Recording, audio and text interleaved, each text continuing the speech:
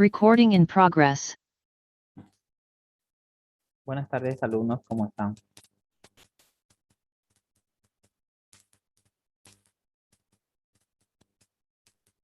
Buenas tardes, doctor. Muy bien, vamos a empezar. Muy bien, se ve la presentación y me escuchan, por favor, mándenme un mensaje, parece que está mal mi audio. Mándenme un mensaje para ver si están escuchando. Está bien, doctor. Y se escucha. ¿Escuchan? Perfecto. Muy bien, entonces habíamos quedado acá la anterior clase.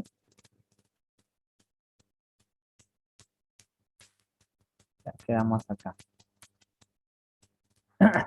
Bueno, habíamos visto algunos signos, como es el signo de Guinea-Musi, por ejemplo, los puntos dolorosos de Valleus, también vimos, ¿no es cierto? Entonces ahora vamos a ver el signo de Petruski o espinalgia, que habíamos dicho que en realidad es un dolor que se viene a nivel de las apófisis espinosas, que están en la región aquí dorsal, que pueden ir de D3 a D7, que se pueden encontrar en pacientes que tienen una bronquitis o neumonía, ya que generalmente se presentan en pacientes cuando hay una adenitis bronquial aguda. La irritación de la pleura, la pleura parietal, se decía, ¿no? Desde un inicio que la pleura que es sumamente álgica cuando hay un proceso pulmonar es la pleura parietal. Es decir, hasta cuando hay procesos cardíacos, la pleura que más dolor generalmente tiene es la pleura parietal. Es muy sensible al dolor y es que provoca el dolor en punta de costado, como lo conocemos, ¿no es cierto? Es un dolor de tipo punzante no irradiado y que generalmente calma el dolor cuando uno se echa del lado opuesto. En cambio, si se echa de ese lado, aparte de tener disnea, pues aumenta el dolor. Ya, entonces, ¿en qué tipo de pacientes vemos este dolor de tipo pleural? En pacientes que tienen pleuritis aguda o en pacientes que tienen una neumonía neumocócica, ¿no? Ahora vemos, por ejemplo, que hay pacientes que ingresan al hospital con un derrame pleural que vendrían a ser, en este caso, tuberculosis pleural, las famosas pleuritis agudas, ¿no? Miren aquí en la imagen para ver que vean, aquí hay dos diferentes derrames. Miren, este es un derrame inicial con típico signo de la gota. Y este es un derrame más alto, que también aparte del derrame hay un espacio de condensación aquí en el tórax del lado izquierdo. Ya, entonces viene derrame y viene además condensación. Entonces, muchas veces en las neumonías también es indicativo o el paciente presenta, digamos, dolor en mi abdomen. Puede ser izquierdo o derecho. Esto por contigüidad. Por ejemplo, si tengo una neumonía derecha, que es lo más frecuente por el tema del bronquio, que es más vertical que el lado izquierdo, entonces va a tener una neumonía del lóbulo inferior derecho y por contigüidad va a provocar inflamación, por ejemplo, del diafragma y va a provocar, por ejemplo, dolor ahí, ¿no? En hipocondrio derecho y en fosa ilíaca derecha respectivamente. Por ejemplo, miren acá. Aquí tiene una imagen, ¿no? Altamente sospechosa. Esto puede ser un tumor, un mes, puede ser una pleuritis, por ejemplo, y que en este caso puede haber una imagen, puede haber un dolor, perdón, referido a nivel justamente del marco cólico derecho. En el infarto pulmonar les decía de que el paciente está inquieto, disneico, ansioso, con un signo inminente de muerte, ¿no? Como si tuviera la muerte encima. Es el dolor del infarto pulmonar. En la pleuritis diafragmática, en cambio, hay un dolor al toser y al inspirar. En cambio, en la de pleuritis mediastínica, entonces, en cambio, el dolor es retroesternal, ¿ya? Sin exacerbación durante la inspiración en la tos. Ahora vamos a ver las técnicas palpatorias, percutorias y de auscultación. Entonces, para la palpación, habíamos hablado nosotros, ¿no se acuerdan de la división de tórax anterior, tórax lateral, tórax posterior? Para eso justamente sirve esta planimetría, para hacer la palpación. Entonces, ¿cómo se hace la palpación? Con el signo de la mano del escultor, ¿no es cierto? Hacemos la mano del escultor y vamos a ir palpando, digamos, para ver lesiones primarias y secundarias. Seguir, lógicamente, una secuencia determinada que vamos a verla, ¿no? En la pared anterior del tórax, por ejemplo, podemos siempre la diferencia, ¿no? De las líneas medio claviculares, esta de acá. La línea medio clavicular es un tutor de referencia en la parte anterior. En cambio, en la parte posterior, por ejemplo, vimos las líneas escapulares, ¿no? Aquí, las líneas escapulares y también la que es horizontal y la vertical, ¿no es cierto? Ya para la ocultación, y para la percusión y para la ocultación, como lo decía. No se olviden que, por ejemplo, importante detallar de que en la percusión, por ejemplo, no se debe percutir a nivel del hueso, porque modifica, digamos, lo que uno tiene que escuchar. Siempre se debe percutir en los espacios intercostales, no en el hueso, ni en la escápula, ni en las costillas mismas. ¿Ya? Bueno, en cuanto a las vibraciones vocales, pues normalmente la voz emitida vibra en el tejido pulmonar, ¿ya? Y a su vez en todo el tórax.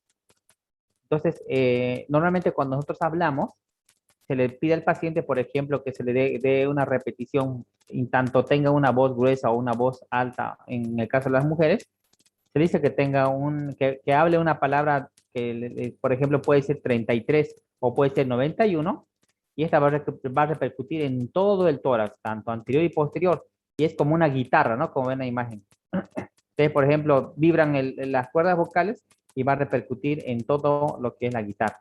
Lo mismo pasa en nuestro pulmón, es igual como la guitarra, ¿no es cierto? Y para eso justamente se debe realizar lo que son las vibraciones vocales, con la palabra 91 o 11 o 33. Entonces, ¿dónde se debe hacer esto? Justamente ir palpando desde la fosa supraclavicular, tanto izquierda como derecha, fosa infraclavicular, mamilar y en región de hipocondrios, ¿no? Hasta ver dónde está el límite del diafragma. Es la técnica palpatoria. Entonces, para la pared posterior, de la misma forma, ¿no es cierto? Así como ven aquí en la imagen, 33, que es la palabra más conocida. Diga 33, 33, 33. Y vas palpando para ver justamente la vibración de las cuerdas vocales. ¿Cuándo se aumenta, por ejemplo, las cuerdas vocales? Cuando hay una condensación, una neumonía. Por ejemplo, cuando hay líquido, las vibraciones se aumentan. En cambio, por ejemplo, cuando hay un neumotórax y está lleningo de aire, el pulmón se enchuza, en otras palabras, no va a haber esa vibración. Ya, entonces iniciamos comparando ambos vértices, ¿no? En la parte posterior estamos hablando. Ambos vértices a nivel de escápula y vamos bajando, ¿no? Vamos bajando, bajando, hasta un punto donde, por ejemplo, aquí en la parte inferior puede ser a nivel de C7, ¿ya? O puede ser C8, C9. Entonces ya no se esculta, perdón, ya no se vibra. Entonces, como ya no vibra, puedes decir de que está a nivel del ángulo del diafragma. Entonces, ¿qué se hace ahí? Se hace una maniobra, que es la maniobra de Eichhorst, ya que ven aquí como la imagen, y se coloca la parte cubital de la mano, ya la parte cubital de la mano, y se le dice que pida que diga igual 33, 33, y ahí puedes delimitar bien dónde termina el pulmón.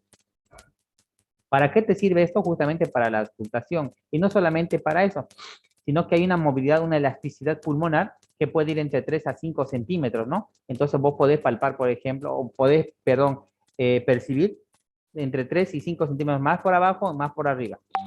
¿Ya? Entonces, te decía, normalmente están disminuidas en personas obesas. Por ejemplo, en las personas obesas es un poco difícil, hasta la auscultación es difícil en una persona obesa por el tejido celular subcutáneo. En cambio, en las personas delgadas podés verle hasta su alma, percibir su alma, es decir, en otras palabras, ¿no? Podés ver todo. Entonces, patológicamente les decía, el aumento, por ejemplo, de lo que es las vibraciones vocales se encuentran, por ejemplo, en una neumonía, en condensaciones, en cualquier tipo de condensación, en un derrame pleural, por ejemplo, en la fase de hepatización, vas a ver justamente de que hay aumento de las vibraciones vocales. Aquí, por ejemplo, aquí hay un aumento. En cambio, en esta, por ejemplo, miren, en esta imagen es típica de un neumotórax. No hay pulmón aquí, es aire puro. En cambio, aquí está la trama bronquial. Aquí no hay pulmón, es un neumotórax donde ya el paciente tiene, por ejemplo, aquí una abolición de las vibraciones vocales. Las vibraciones vocales están disminuidas en la parálisis de las cuerdas vocales, en el tórax estático, es decir, en el tórax enfisematoso, aquella persona fumadora o que tiene asma, por acúmulo de líquido en un derrame pleural o en un acúmulo gaseoso en un neumotórax. Y aquí vemos diferentes imágenes, por ejemplo. Aquí vemos, por ejemplo, una telectasia que está retrayendo, donde ya no va a haber aquí, por ejemplo, vibraciones vocales. Aquí hay una neumonía, va a haber aumento, aquí neumonía. Entonces, están abolidas en las parálisis de secciones donde hay compresión de nervios recurrentes. Puede ser en el cáncer, en la tuberculosis o en la telectasia, ¿no es cierto? Bueno, ahora vamos a entrar en los famosos frémitos o frotes de Trill. ¿Qué término significa, por ejemplo, la percepción táctil de las vibraciones generalmente en la región torácica? Ahora vamos a ver, por ejemplo, que hay un frémito laringotraqueal, un frémito bronquial y un frémito cavernoso. ¿A qué se refiere con esto? El laringo bronquial es más probable y más audible, se aprecia en la laringe, ya en la porción cervical de la tráquea. Más o menos uno aquí a nivel de la altura de la tráquea, justamente vos vas a percibir. Ya es una percepción parecida, digamos, a la vibración, pero es como un frote, como si estuvieras frotando cuero con cuero, para que lo entiendan. Ya cuero con cuero. Frémito laringo traqueal. En cambio, el frémito bronquial, generalmente perceptible en ambos tiempos, repito, tanto en inspiración como en expiración, ya dando la sensación palpatoria de una cuerda vibrante, presente en la bronquitis con secreción espesa o viscosa. El frémito cavernoso, percibido con mayor intensidad durante la inspiración, ya, como aquí, como por ejemplo, ya, un frémito aquí estuvieras ocultando y es como si estuviera burbujeando, digamos, el líquido que saca y se escucha justamente como un estallido de gran intensidad de las vesículas. Y por último tenemos el frémito pleural, que lógicamente también es frecuente, detectado en la pleuritis seca, ¿ya? Eh, bueno, ¿se acuerdan que les había hablado de lo que es el roce pleural? Pues justamente es este, ¿no? Donde hay inflamación de la pleura, tanto puede ser una parte parietal o visceral, y esta puede dar lugar al roce pleural.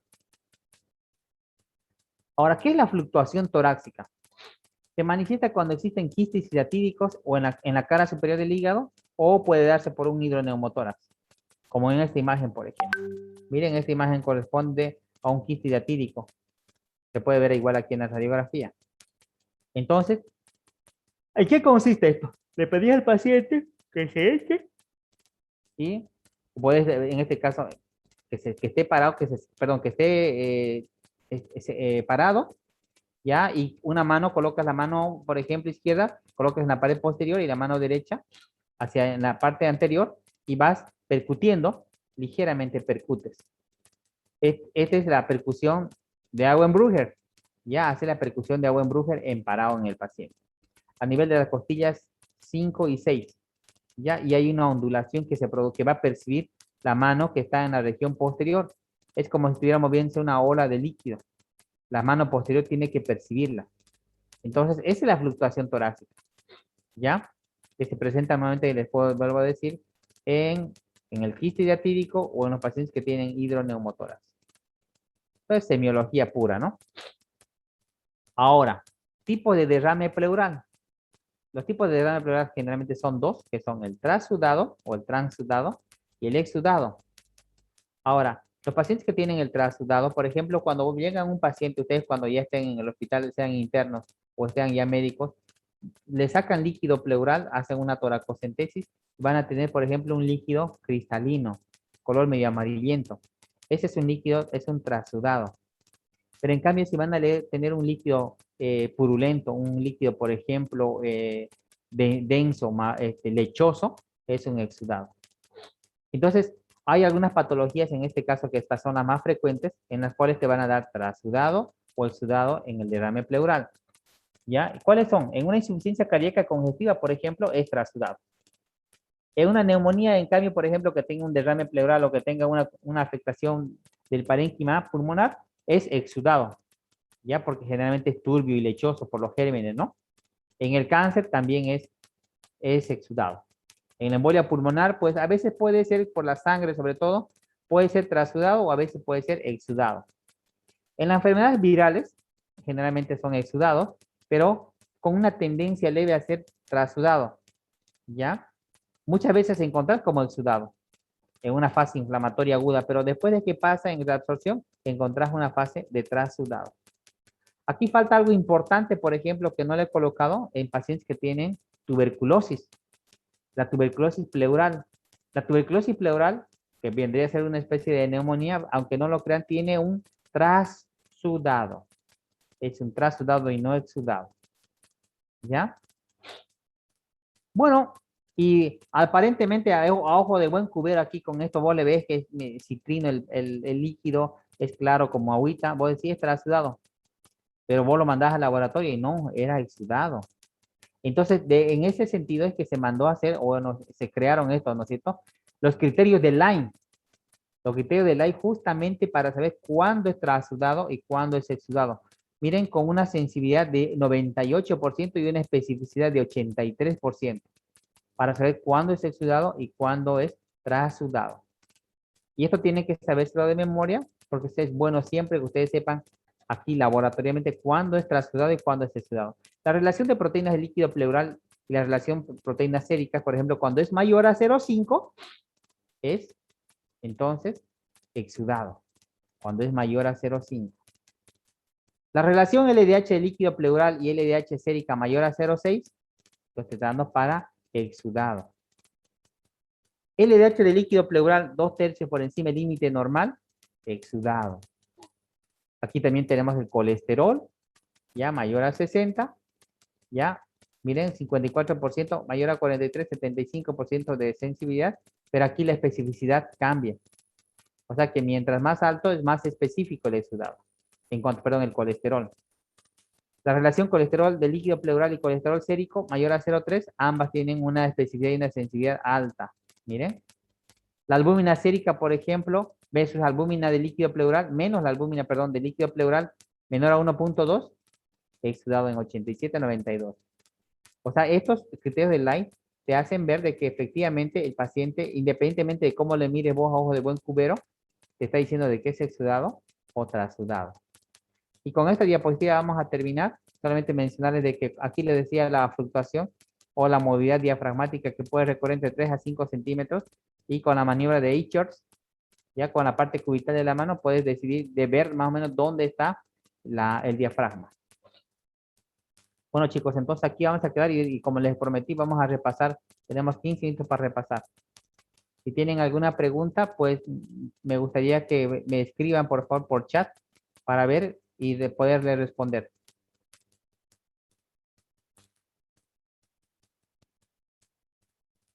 Vamos, chicos.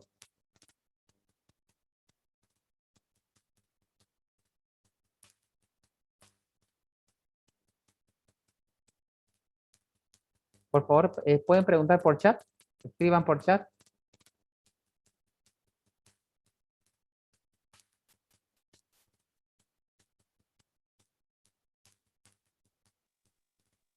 Se le corta su internet, doctor Cruz. Se queda ahí quieto un rato.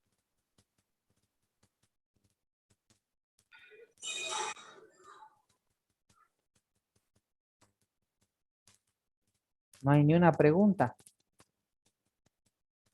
Bueno, entonces, ya que no hay ninguna pregunta, a ver, vamos a ver un ratito, vamos a ver cuánto vamos a avanzar. ¿Qué más viene?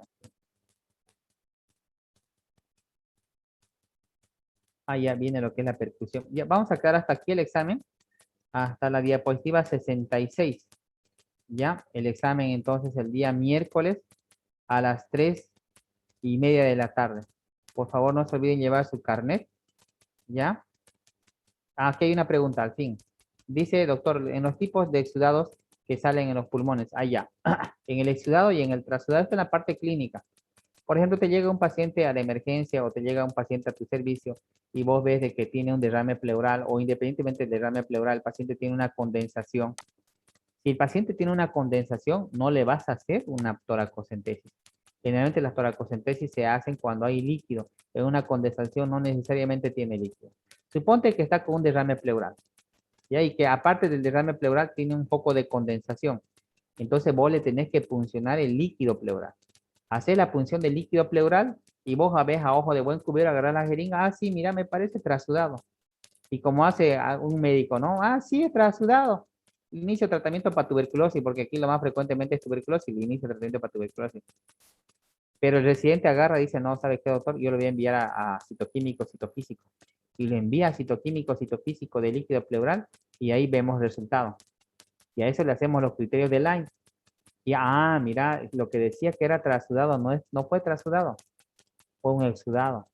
Entonces te estás dando cuenta ahí de que el paciente, con esa imagen de condensación, sospechas de que el paciente tenga un METS o un cáncer. Entonces ya le pedí una tomografía. Y así. Entonces los criterios de Lyme realmente te salvan de cuándo es a veces el ojo de buen cubero no sirve. Entonces, decir cuándo es trasudado y cuándo es exudado. ¿Listo? ¿Otra pregunta? Bueno, entonces, ya, como les decía, por favor, su examen el día miércoles a las 3:30 va igual, a la misma metodología del anterior examen. Vamos a dar un examen teórico y un examen práctico. Los exámenes prácticos van a ser con caso clínico. ¿Ya? Entonces, por favor, estudien, es la misma modalidad del segundo examen. Nos vamos a ver a las 3:30 en la facultad, con todas las medidas de bioseguridad, chicos. ¿Listo? ¿Ya? ¿Alguna pregunta más? Si tiene. ¿Ninguna? Perfecto. Vamos a quedar hasta aquí entonces. Ah, y perdón, la diapositiva. ¿Desde qué diapositiva era? A ver, déjeme ver un ratito. Desde la última que dimos el examen, no recuerdo hasta ahorita, creo que era 4 temas anteriores, ¿no? Ustedes saben desde qué tema fue más o menos, no me acuerdo. Se los voy a mandar por WhatsApp. ¿Desde qué tema más o menos fue el último examen? Pero ustedes ya saben, se lo voy a mandar por WhatsApp para que vayan estudiando. De todas maneras, semiología respiratoria, habíamos avanzado cuello, también avanzamos lo que es el interrogatorio de semiología de tórax. Creo que era hasta parte de cara. Ya desde parte de cara, que no recuerdo ya qué número de diapositiva era, hasta terminar. ¿Listo, chicos? Ok, nos vemos el día miércoles entonces. Ya sí, son 5 temas en total. Dice, doctor, en la relación a los exudados, si el líquido que se saca de una persona es de color rojizo, ¿sería un exudado o trasudado? Ajá, muy buena pregunta, excelente pregunta. Muy buena pregunta. Tenemos 10 minutos, pero se le voy a contestar esta pregunta aquí a Celeste. Cuando sale rojo, quiere decir que el paciente tiene sangre. Dos cosas puede pasar. Puede ser que el paciente esté haciendo un hemotórax, es decir, que está con sangre, hemotórax. Ya y generalmente los hemotórax desde ya son exudados. Ya, o la otra es que tengas un trauma en la punción. Entonces, esto se te va a salir cuando vos haces citoquímico, hematía en gran cantidad. Quiere decir dos cosas. O tenés un hemotórax o tuviste trauma al realizar la toracocentesis. Le pinchaste un vasito. ¿Listo? Muy bien, sí, como le decía, son 5 temas en total. Nos vemos el día miércoles, chicos. Dice, a ver, eso le pasó a un familiar que tenía hantavirus y no podían diagnosticar con precisión. Bueno, en realidad eso del hantavirus no tienes por qué hacerle una toracocentesis. Es un paciente que tiene hantavirus, el paciente tiene una condensación pulmonar. En este caso, ¿qué es lo que se debe hacer en paciente que tiene hantavirus? Es hacer tratamiento sintomático clínico. Y ahí se usa el oseltamivir. A 75 cada 12 horas por 7 días mejora la supervivencia en los pacientes. Pero no se olviden que el hantavirus tiene un 40-60% de mortalidad donde sea. Aquí en Rurrenabaque, en La Paz, hantavirus 60%, de 40-60% de mortalidad, dependiendo de los factores de riesgo que tenga el paciente. ¿Listo? Ok, chicos. Saludos y nos vemos el día miércoles a las 3:30. Hasta luego. Recording stopped.